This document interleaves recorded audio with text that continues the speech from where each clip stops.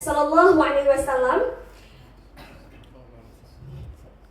To all my lovely participants, we are so happy to have you all on this wonderful day, Wednesday, 26 June 2024.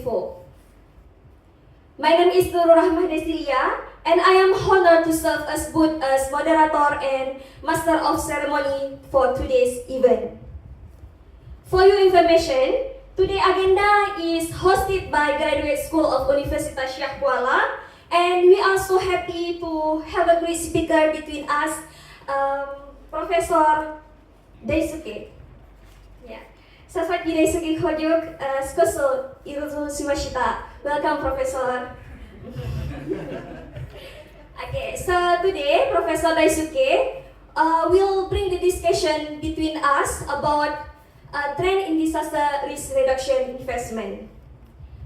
My honorable to Professor Hizir, as Director of Graduate School Universitas Syekh Kuala, honorable to Dr. Rina Suryani Oktari, Head of Graduate Program in Disaster Science Universitas Syekh Kuala. So before we dive into the main agenda of today, we have a few important introduction remarks. So first, we honor to have Professor Hizir to give his welcoming remark. Professor Hizir, please, the stage is for you. Oke, baik, terima kasih. Assalamualaikum warahmatullahi wabarakatuh. Very good morning for everybody, and Ohayo gozaimasu.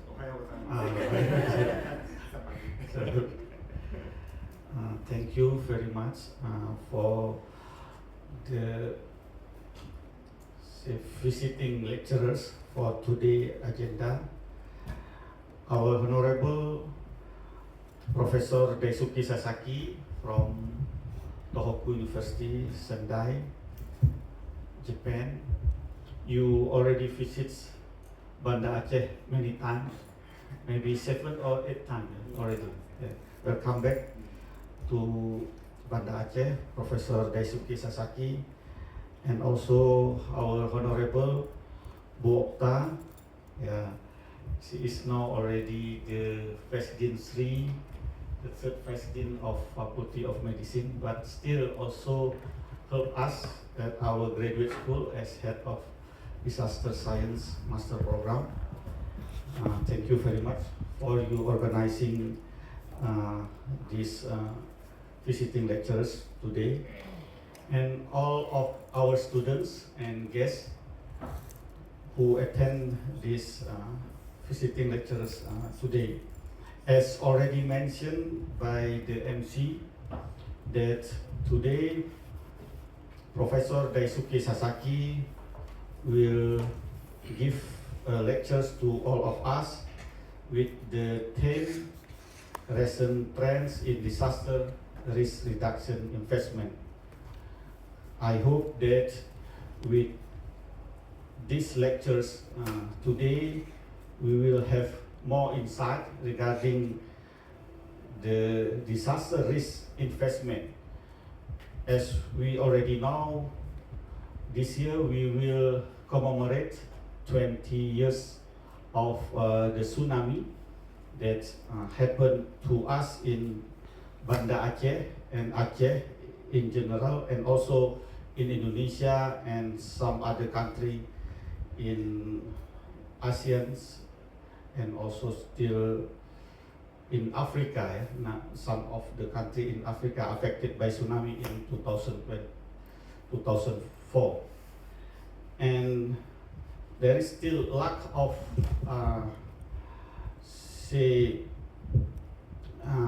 information regarding how to invest after the disaster. So we should have some maybe investment and maybe also like insurance before the disaster happen, so that if the disaster happen, the government already ready to serve the community and also to help the people affected by the disasters. especially in Aceh, earthquake and also tsunami, the same like mostly disaster in Japan, earthquake and also tsunami. And we experienced just maybe 2 months ago also the big earthquake in Japan, two months ago, and also some time ago, maybe 6 months ago, also the big earthquake in Japan. And we in Aceh, we stay in Aceh, we know that our region as the prone area of the earthquake, and we should consider also regarding how to the investment in disaster risk reduction. I think that's what I can see for the welcoming remarks. We are very happy that you can come here again in our say WCU program, World Class University program, collaboration between our university, Universitas Kuala, and Tohoku University. Once again, please enjoy the meeting, and so that you and all of us will have some more insight regarding disaster risk reduction investment. Saya akhiri. Wabillahi taufiq wal hidayah. Assalamualaikum warahmatullahi wabarakatuh. Thank you very much. Thank you so much, Professor Hizir, for the warm welcoming remarks. Next agenda is handover souvenir from Director of Graduate School to Professor Sasaki. We invite Professor Hizir, Professor Sasaki, and Ms. Rina Suryani Okta to the stage.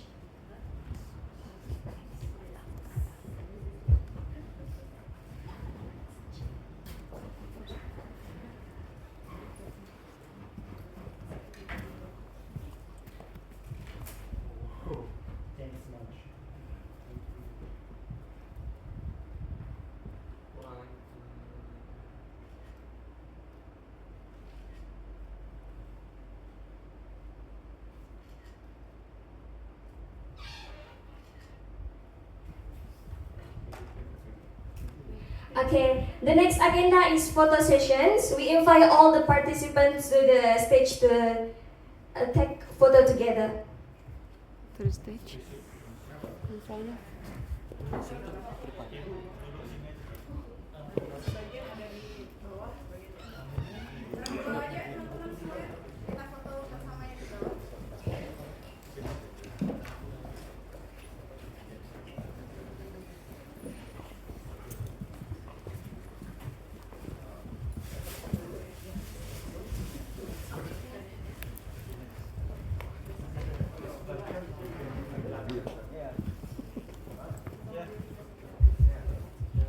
Maybe ladies can stand in front of and gentlemen stand behind the speaker.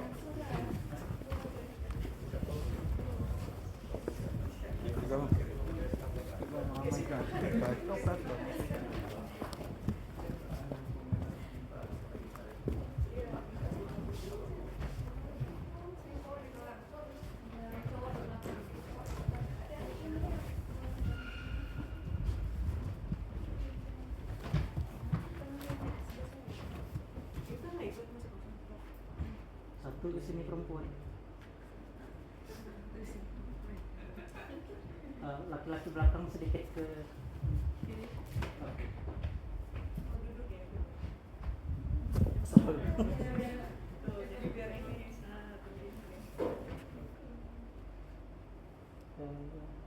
tiga, dua, satu.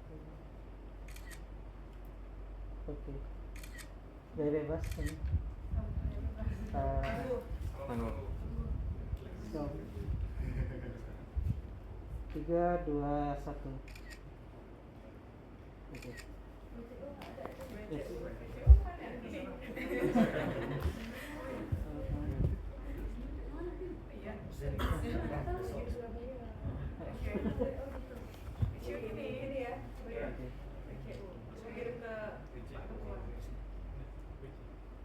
Tiga, dua, satu.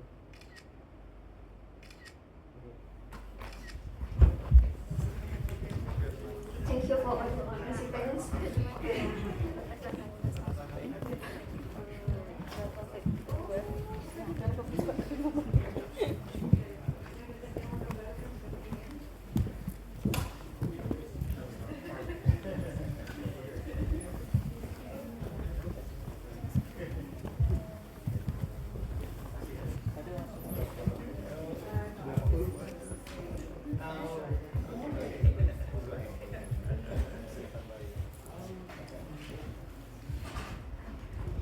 Okay, next agenda, we are so honored to have Miss Rina Suryani Oktari between us. She will give us the welcoming remarks. So, Miss Rina Suryani Oktari, time is yours. Okay, bismillahirrahmanirrahim. Assalamualaikum warahmatullahi wabarakatuh. Waalaikumsalam Very warahmatullahi good morning, wabarakatuh. everyone. Good morning. Morning. Yeah. This is full morning that looks everyone has a very low level of spirit. Very good morning, everyone. Morning. Okay, thank you, Professor Daisuke Sasaki, for receiving our invitations to come to Aceh. And thank you also everyone who joined this guest lecture today. I saw several undergraduate students, master students, even I don't know whether PhD students, and also some public. Thank you for attending this guest lecture. So today guest lectures is part of the staff mobility and visiting scholar for the equity program, the world-class university program between Universitas Syah Kuala and Tohoku University. So last month, I visited Tohoku University and also delivered some guest lecture. So now this is the turn of Professor Daisuke to also have some several activity. So today we'll have guest lecture, and tomorrow we also have the international seminar on the coastal resilience and coastal preparedness and disaster education resilience, something like that. So there will be three speakers: Professor Daisuke, myself, and also Dr. Haikal from TDMRC. So the event will be held in TDMRC auditorium. So hopefully all of you will also join tomorrow international seminar, which will be held at 2 p.m. tomorrow. And on Friday, for the international seminar, we organize hybrid. So those who couldn't attend in person, they can also join via Zoom. And for in the Friday, we will organize.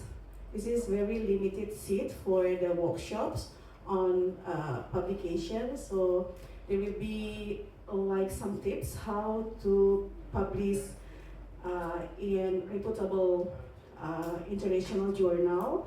There will be also three speakers: Professor Daisuke, myself, and also Professor Samside. So for Friday, because the seat is very limited, so please, especially for the master or PhD student, you can register yourself to secure the seat. So yeah, because we will organize on Friday morning at 10 at TDMRC meeting room. And this program, the World Class University program, aims to enhance collaborations among Universitas Syah Kuala and Tohoku University.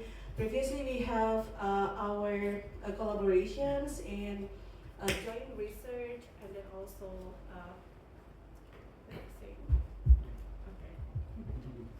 and also we co-organize international conference. In 2019, we organized iOS at Tohoku University in Sendai.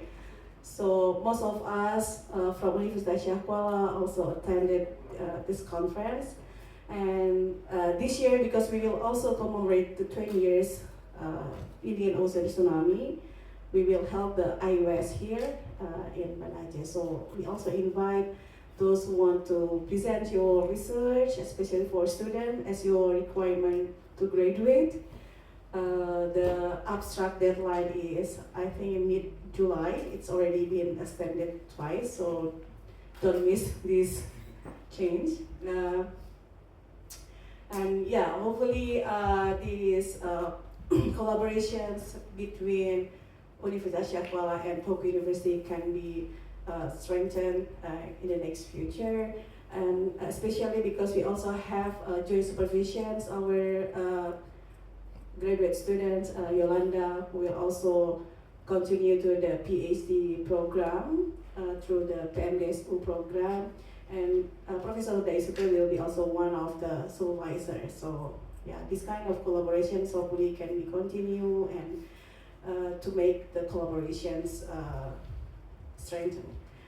Okay, that's all from me, and thank you again, Professor Daisuke, and all the participants who attend this guest lecture today. And yeah, happy to hear the guest lecture from Professor Daisuke. Wassalamualaikum warahmatullahi wabarakatuh. Thank you, Ms. Rina Sureni Oktari, for the welcoming remarks. Ladies and gentlemen, before we dive into the main session of today, let's take a moment to appreciate how important disaster risk reduction between us. It's not only saves our lives, but also protect our communities, families, and environment. So, we are honored to have Professor Daisuke Sasaki between us here. Before we dive into the guest lecturer, let me introduce a little bit about Daisuke Sasaki. So, Associate Professor Daisuke Sasaki is from International Research Institute of Disaster Science, Tohoku University. He is an expert in humanities and social science, local study, social infrastructure such as civil engineering and disaster prevention, environmental science, agricultural science, environmental policy and society, and international relations. Professor Daisuke Sasaki also highly active in published his research, and he have a score 10 score in H index, Scopus index.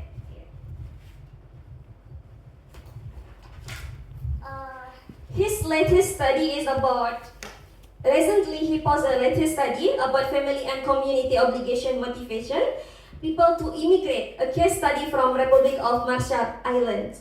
And he is also an active member of several academic societies, including the Japan Society for International Development, Japan Society of Hydrology and Water Researches, Japan Society of Civil Engineers, and Japan Society of Public Utility Economics. And he started his career as a researcher in 2008 in Hamagin Research Institute and moved into the officer in 2014 at City of Yokohama and starting his affiliate researchers in 2016 in University of Tokyo, and then increasing his career in assistant professor in International Research Institute of Disaster Science at Tohoku University, and recently he is an associate professor in International Research Institute of Disaster Science, Tohoku University. So, without further ado, please join me in welcoming Professor Daisuke Sasaki. Professor, you can take it. Okay, thank you very much, terima kasih. Selamat pagi, good morning. Selamat pagi. Okay, thank you. My name is Daisuke Sasaki. I'm an associate professor at the International Research Institute of Disaster Science at Tohoku University.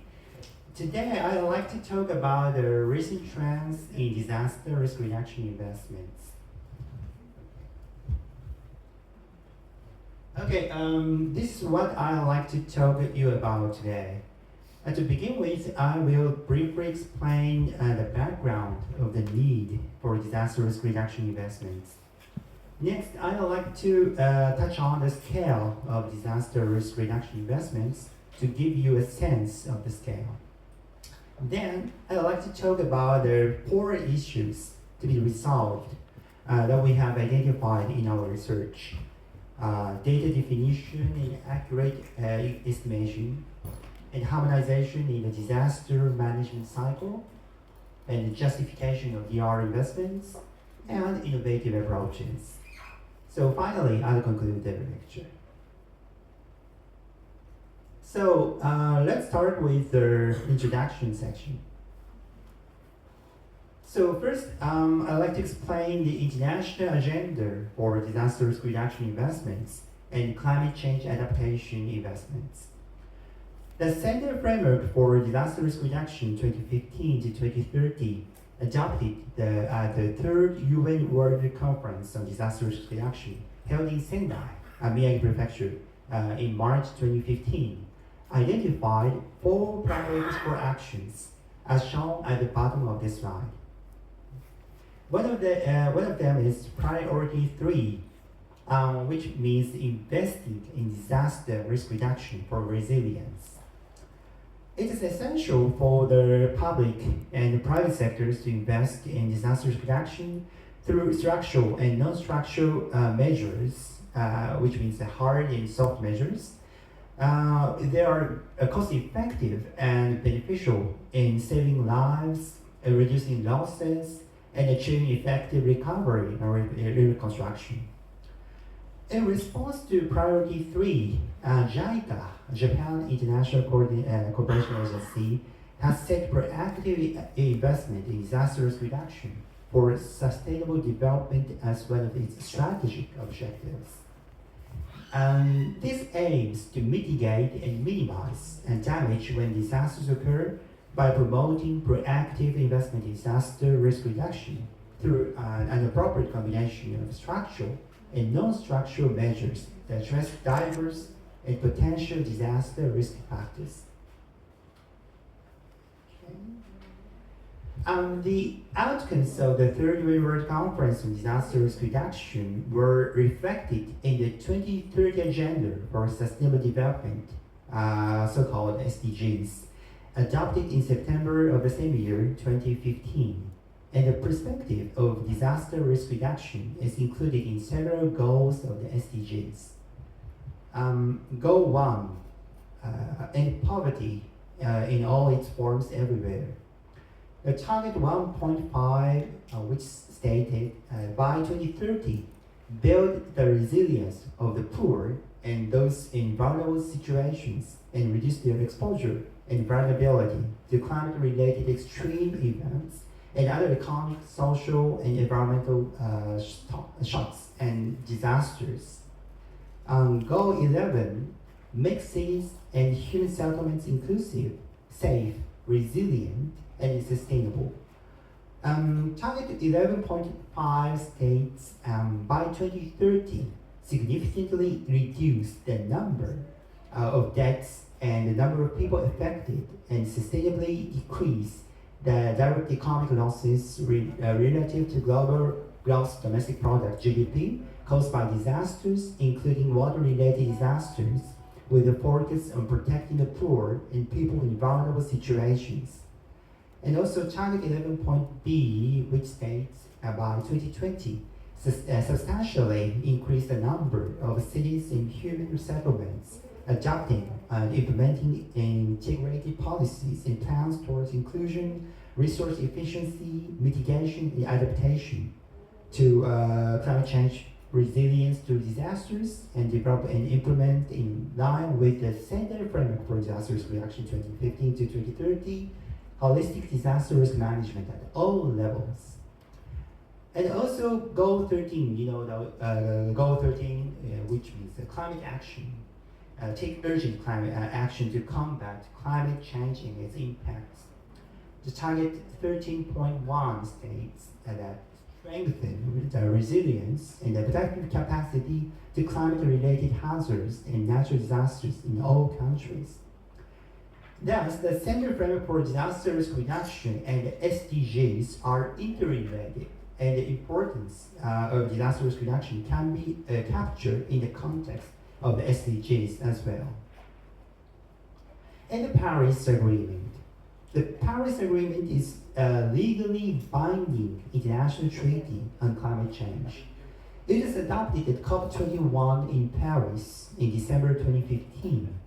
And its goal is to limit global warming to well below preferably to 1.5 degrees Celsius compared to pre-industrial levels.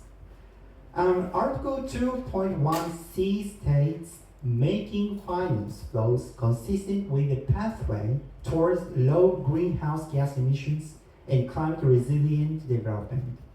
And also, Article 9.1 states developed country parties shall provide financial resources to assist developing country parties with respect to both mitigation and adaptation in continuation of their existing obligations under the Convention. And also, Article 9.93 states, as part of a global effort, developed country parties should continue to take the lead in mobilizing climate finance from a wide variety of sources, instruments, and channels, noting the significant role of public funds, public funds through a variety of actions, including supporting country-driven strategies and taking into account the needs and priorities of developing country parties. Such mobilization of climate finance should represent a progression beyond previous efforts. Okay, in addition, the efforts related to the sustainable finance have recently accelerated. For example, a legally binding taxonomy regulation is coming into force in the EU, European Union, in July 2020. The regulation establishes 6 environmental objectives: climate change mitigation, climate change adaptation, sustainable and protection of water and marine resources, transition to circular economy and pollution prevention and control, and protection and restoration of biodiversity and ecosystems. And the SDGs and the Paris Agreement are behind this taxonomy, and these efforts are expected to accelerate in the future. Okay, investments in disaster risk reduction in this lecture also includes investments in climate change adaptation. As shown in this video, disaster risk reduction and climate change adaptation share the same characteristics with respect to hydrometeorological hazards such as floods, landslides, and storms. And therefore, please know that the lecture also covers investments related to climate change induced events. Okay, so the section 2, scale of DR investments. This figure shows the estimated annual needs for flood protection in Asia and climate change adaptation, CCA, in the world.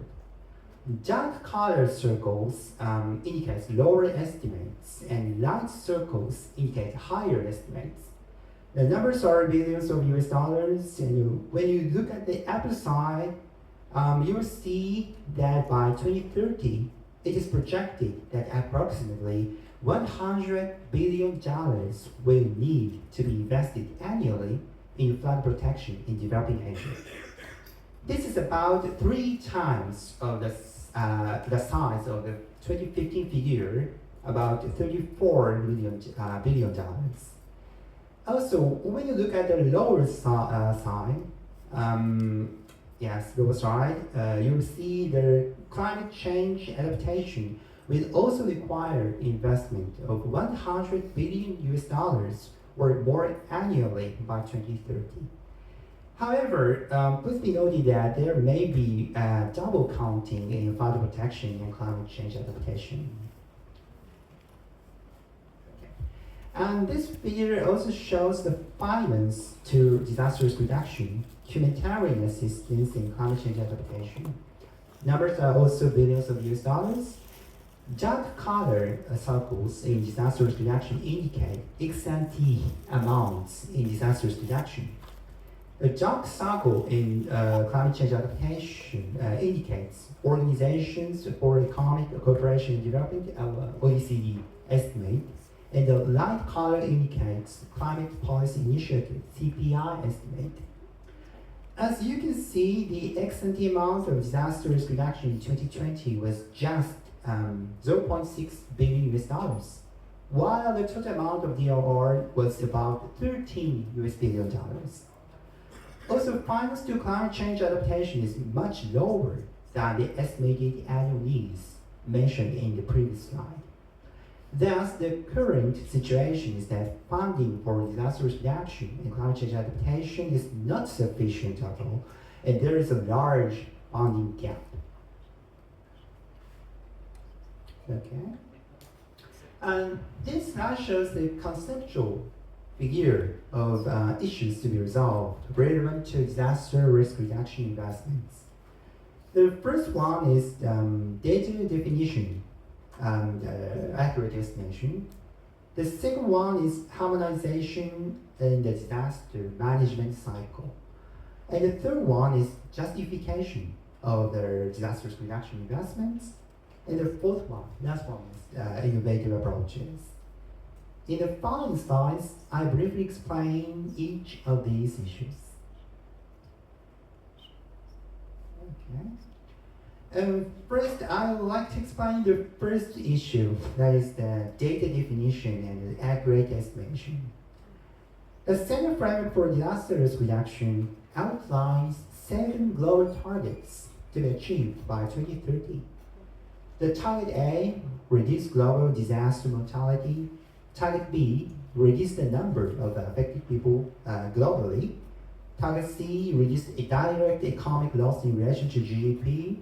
Target D, reduce disaster damage to critical infrastructure and disruption of basic services.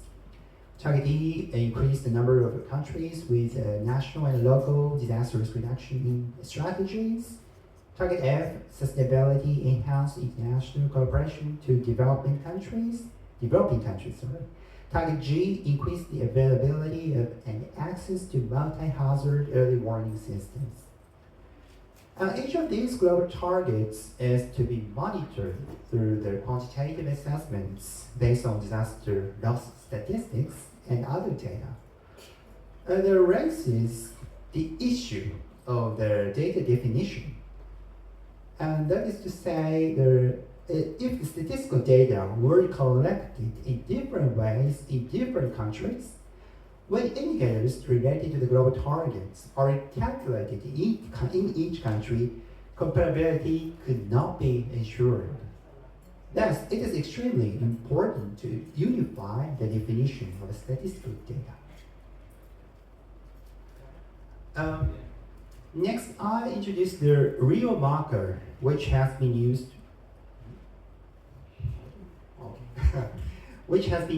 by the OECD Development Assistance Committee (DAC) since 1998 when compiling financial flows for development finance related to climate change. Under the scheme of the real marker, projects whose main purpose is not climate change mitigation or adaptation are counted as significant, multiplied by a certain factor. According to previous studies, these coefficients vary from country to country, as shown in this table, and there is no uniform standard. Thus, it is implied that the public financial flows related to climate change reported by countries may be overestimated. This table shows the top 5 programs, projects, and activities tagged as climate change investment by local government units in the Philippines by total expenditures in the 2016 fiscal years. As you can see, most of the expenditures are related to infrastructure, such as the road and port construction.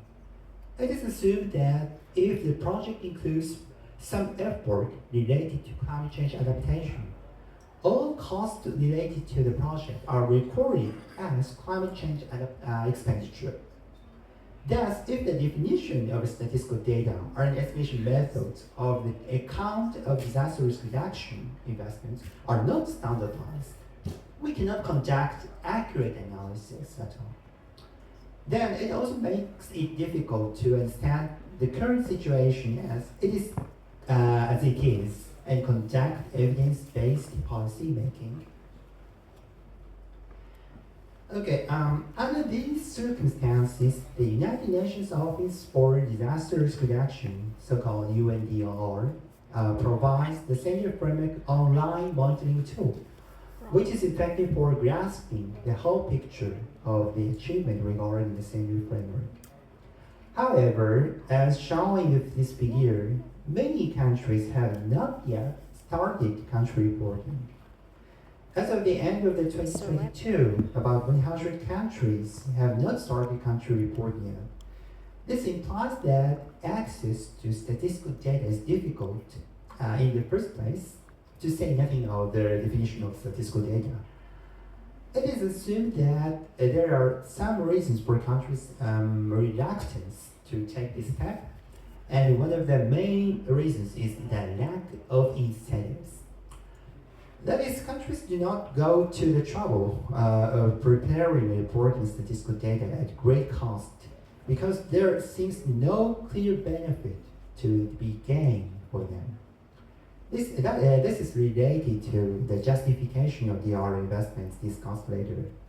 Thus, it is necessary to foster an understanding among those persons in charge in each country that the development or the reporting of internationally comparable statistical data contributes to their national interest at the end of the day. Okay? And the second issue regarding disaster risk reduction investment is harmonization and disaster risk management cycle. First, let me explain about disaster management cycle. The disaster management cycle consists of 4 phases: response, rehabilitation and reconstruction, disaster risk reduction (DRR), and preparedness, as shown in this slide. It is necessary not only to take emergency measures as response just after a disaster occurs, but also to take appropriate measures in each of the 4 phases. In the following slides, I would like to explain briefly each of these phases. Okay, this slide shows response. The purpose of response is to ensure a minimum standard of living by providing emergency supplies and operating evacuation centers, as well as saving lives after a disaster occurs. Today, I do not explain the details of response. However, I would like to introduce the cluster approach, as cluster approach is written here.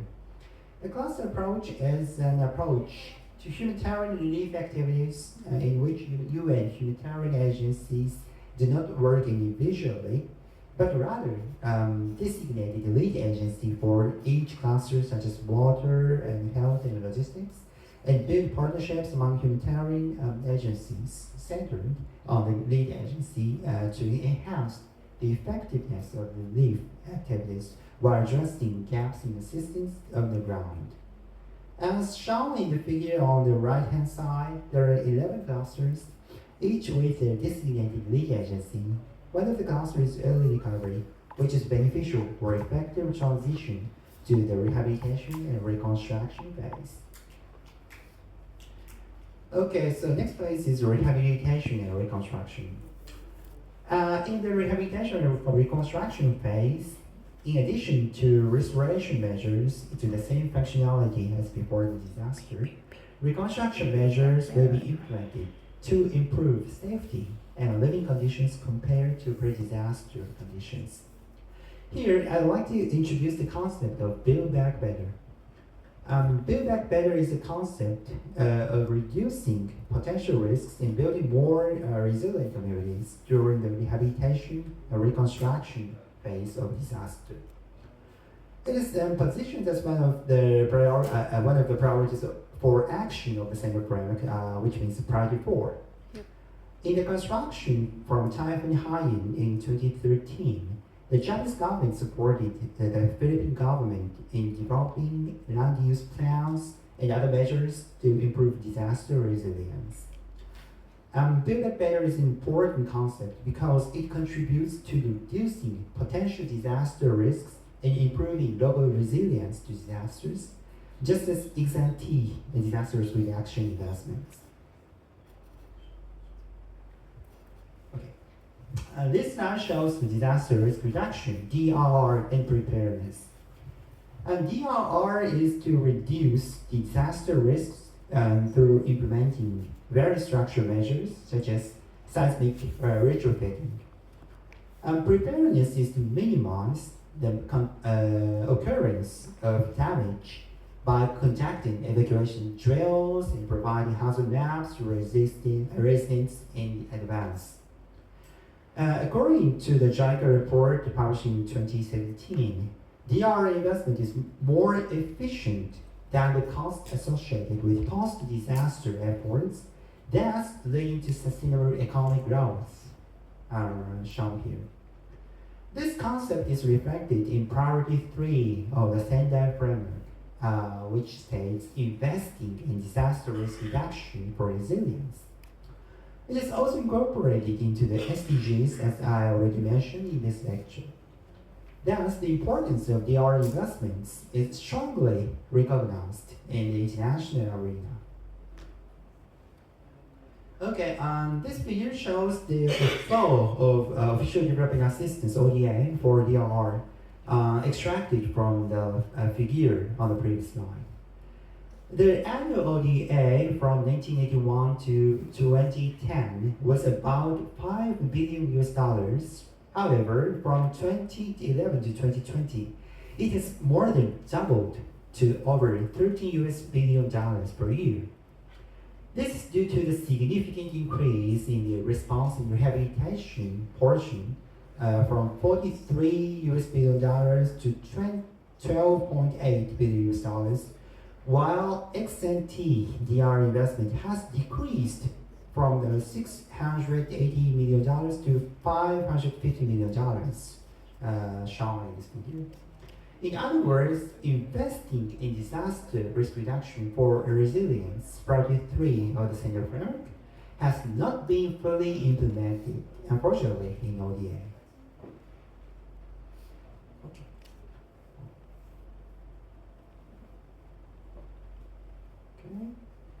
So next issue, the third issue, is justification of DR investments.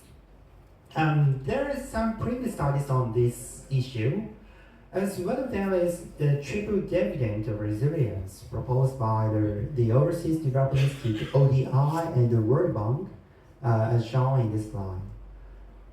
As you can see, the first dividend of resilience is avoided losses. This means that increased resilience reduces disaster losses by saving lives, reducing infrastructure damages, and reducing economic losses. The first dividend of resilience is a benefit that stems from the occurrence of a disaster. However, the second dividend of resilience is development. Increased resilience unlocks suppressed economic potential and stimulates economic activity by encouraging households to save and build assets, promoting entrepreneurship and stimulating firms to invest and innovate. The third dividend, and this one, the dividend, is the co-benefits. Beyond increasing resilience, disaster risk management projects also yield positive economic, social, and environmental side effects, so-called co-benefits. Unlike the first dividend, avoided losses, the second dividend, development, and third dividend, co-benefits, accrue regardless of whether a disaster occurs or not. Thus, under the triple dividend resilience concept, DR investments are expected to generate certain benefits regardless of whether a disaster occurs or not. We can find some existing literature regarding justification of DR investments. I introduced the 3 articles in this slide. The left-hand side, the Fan et al. Published in 2020, attempting to quantify this dividend of resilience by using a computable general equilibrium (GG) model. Banerjee et al. Published in 2018, the second one, estimated the benefits that stem from the DR investments in small island developing states since by using the contingent variable method called CVM. The right-hand side is Yang et al. It's published in 2017. Yeah. analyzed the impact of gender diversity on the decisions regarding DR investments by using experimental economics methods. Of course, these previous studies provide evidence for the justification of DR investments. Okay. And the Ministry of Land, Infrastructure, Transport and Tourism, MAIT in Japan, has published a draft of a manual for economic evaluation of flood control investment, which describes damage rates and damage unit prices for some of the stock effects of flood control projects. Specifically, the part of the table highlighted in yellow is clarified in this draft. And the point is that the effect to prevent damage to human, for example, loss of lives, is not clarified in this draft. There is a description in this draft as follows. The damage to human bodies can be roughly calculated by means of such as Hoffman's method to evaluate loss benefits. But as death toll is influenced by some natural factors, it is difficult to estimate such damage. So there are also other effects for which calculation methods have not yet been provided in this draft, and thus further research is needed to determine how to calculate these benefits. Okay, so last issue is the innovative approaches. And there may be various points to be discussed. However, I'd like to focus on finance and green infrastructure in this lecture. In terms of climate finance instruments, there are internationally established funds such as the Global Environment Facility (GEF), and the Adaptation Fund (AF), and the Green Climate Fund (GCF). We can also find new financing schemes such as catastrophe bonds, resilience bonds, and the debt for climate swap, which is similar to debt for climate nature swap. In the following slide, I'd like to give a brief overview of each scheme. In this slide, I summarize major climate finance instruments. The first one is the left-hand side one is the Global Environment Facility (GEF). In principle, the GEF provides grant funding to developing countries and transition countries for incremental costs incurred in implementing projects in a manner that addresses global environment issues. The GEF will only cover incremental costs and will not cover the full cost of the individual projects, which is co-financing. The fund size is about $4 billion. And the next one is the adaptation fund, the second one. The AF Adaptation Fund was established as a fund managed by the GEF in accordance with the Marrakesh Accords adopted at the COP7 to the UNFCCC in 2001. It supports projects related to adaptation in developing countries. It is unique in that many of its board members are from the developing countries. The fund size is about $0.85 billion. The last one is the Green Climate Fund, GCF. The Green Climate Fund is the fund entrusted with administering a system of financing under the UNFCCC to help developing countries reduce greenhouse gas emissions, which is mitigation, and cope with the effects of climate change, which is adaptation. Adaptation, mitigation, and cross-cutting that contribute to both adaptation and mitigation account for 24%, 45% to 31% respectively.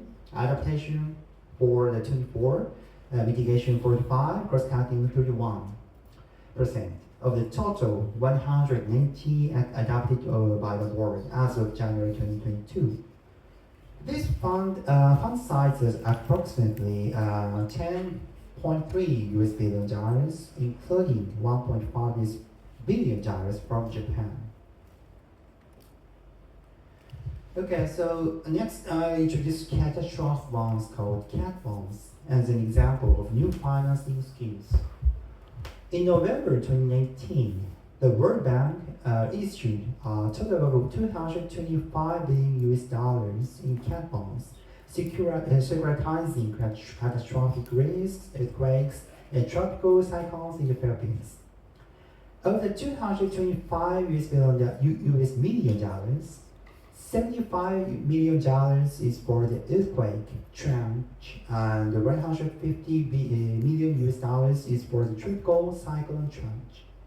The risk margin is set at 5.5% per annum for earthquake and 5.65% for tropical cyclone, with a reduction of 0%, 35%, 70%, or 100% of the principal amount based on the model losses in the event of a disaster occurs.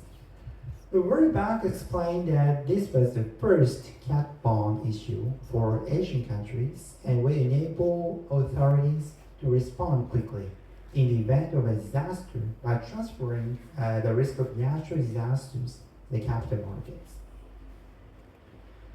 Okay, this slide shows the outline of the debt for climate swap scheme.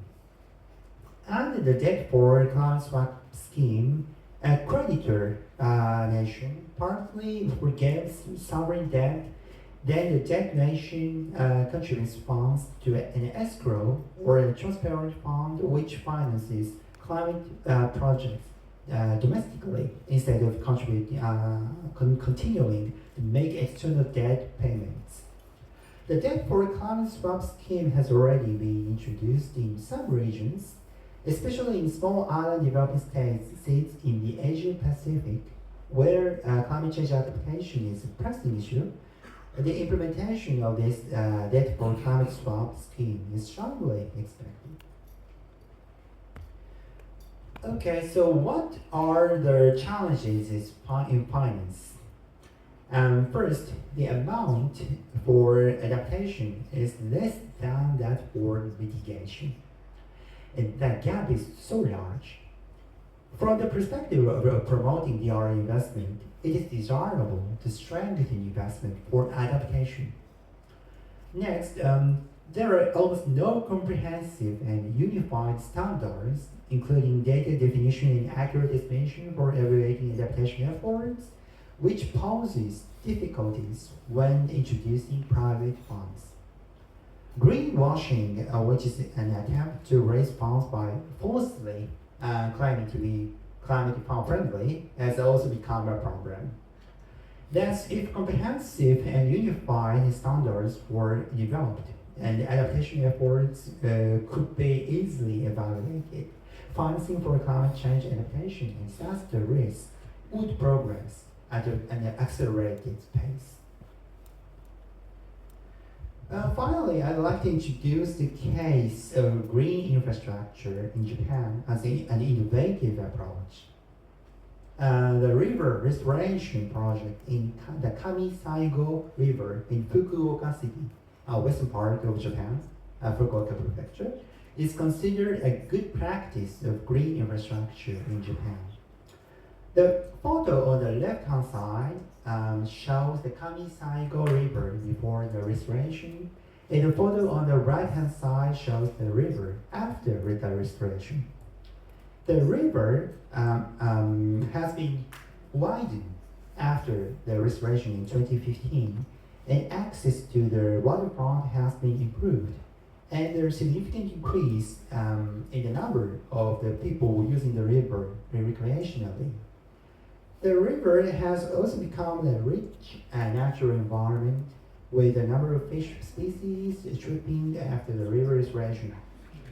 This is a successful example from the viewpoint of the biodiversity conservation and can be considered as an example of the triple definite resilience mentioned in the previous slide, in which the total benefits generated are significant regardless of whether disaster occurs or not.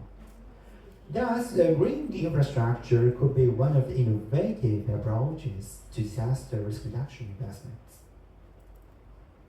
Okay, conclusions. finally I conclude. Currently, there is a lack of uniformity in data definition and accurate estimation, which makes it difficult to conduct evidence-based policymaking, which are called EBPM. And it is essential to promote the harmonization in the disaster management cycle and accelerate DR investment so that priority 3 of the Center Plan for Disaster Risk Reduction can be implemented. And benefits that accrue regardless of whether a disaster occurs or not could provide justification for DR investment. However, further research is needed on how to calculate such benefits. Finally, innovative approaches to DR investments include the development of new financing schemes and the promotion of green infrastructure. Okay, so I would like to do a little advertising here. Our book entitled Financing Investment Disaster Risk Reduction and Climate Change Adaptation Asian Perspectives, which compiles the results of our research on DR investment so far, including today's lecture contents, was published by Springer in September 2022. I'm involved in this book as an editor and author. One of the chapters is open access, so I hope that you will take a look. Okay, this is a table of contents of this book. It consists of 12 chapters and attempts to take a holistic approach to DR investment, taking into account the 4 issues in DR investment I introduced in this guest lecture. It also includes some case studies in the Asia Pacific region. If you are interested in DR investment, I will be more than happy to recommend this book to you. Okay, so let's go today. If you have any questions or comments, please feel free to contact me. Thank you so much for today. Yeah.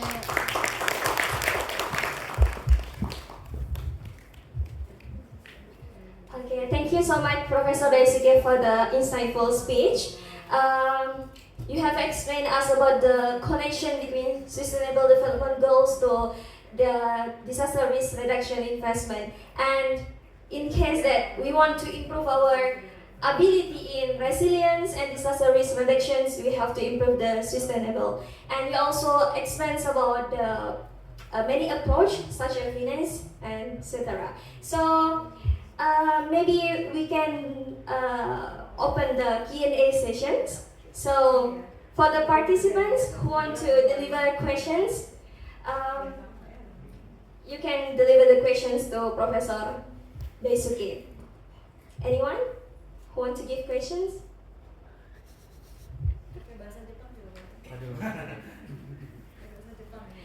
Okay.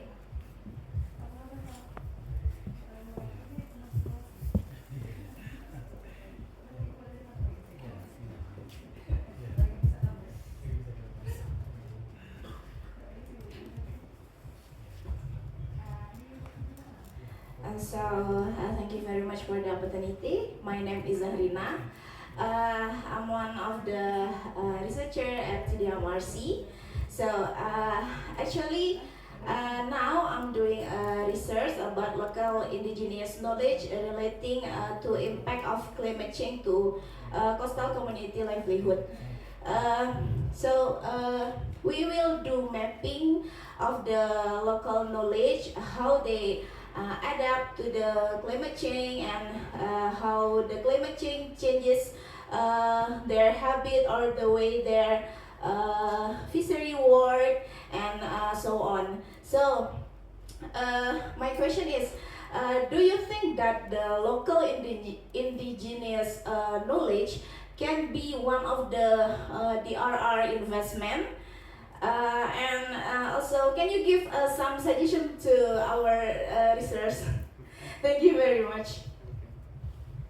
Okay, thank you very much for your questions. Yeah, indigenous knowledge is very important for DRR. I think that the challenge is to enhance the capacity of DRR indigenous knowledge. One challenge is to calculate or to evaluate the benefits of their indigenous knowledge itself. So for example, the BYC, benefit by cost calculation, which is usually conducted in the construction project, every benefits should be calculated. So in regards for the indigenous knowledge, if the benefits caused by the indigenous knowledge could be evaluated in a numerical manners, it's very efficient or very how to say a very good driving force to help the promotion of indigenous knowledge for every people and for the policymakers. So that's my suggestion or advice. Okay, that is the answer from Professor Daisuke. Anyone else who want to deliver the questions? Okay.